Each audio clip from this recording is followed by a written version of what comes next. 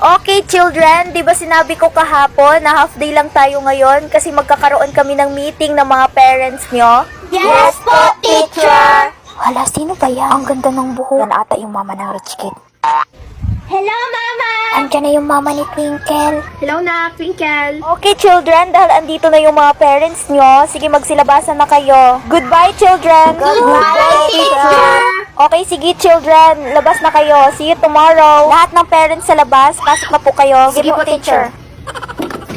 Okay, mag-start na po yung meeting. Ang meeting pong ito ay tungkol sa gaganapin this coming Christmas party. Tignan nyo po yung agenda. Kailangan po nating mag-contribution ng tag 300 pesos bawat isa para po sa mga foods yan this coming Christmas party. Teacher, pwede ako magbigay ng pang spaghetti. Ako din po, teacher. Magbigay ako ng pang minudo. Excuse me, teacher. Yes po, mama ni Twinkle. Magpa-catering po ako this coming Christmas party. Hello, bido-bido. Huwag na po kayo mag-contribution ng 300 pesos. Ako na po ang bahala kasi magpa-catering po ako.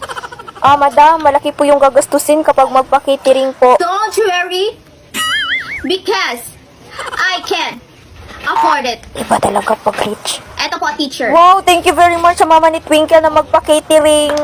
Thank you so much, madam. Thank you, madam. Welcome po, welcome. Sus, bida-bida.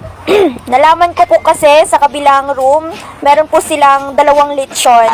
Kailangan po nating mag-contribution ng 200 pesos. Teacher, gawin ko na pong 1,000. 2,000 yung ibibigay ko, teacher. Excuse me, teacher. Yan na naman ang bida-bida. Yes po, mama ni Twinkle. Magbibigay po ako ng 5 lechon. This coming Christmas party. Grabe naman, 2 lechon ang Huwag na kayo pinag-usapan. mag-donate ng tag 200 pesos. Ako na bahala. Ako na mag-donate sa lechon. Madam, parang sobra na ata yung 5 lechon po. Don't worry, because I can afford it.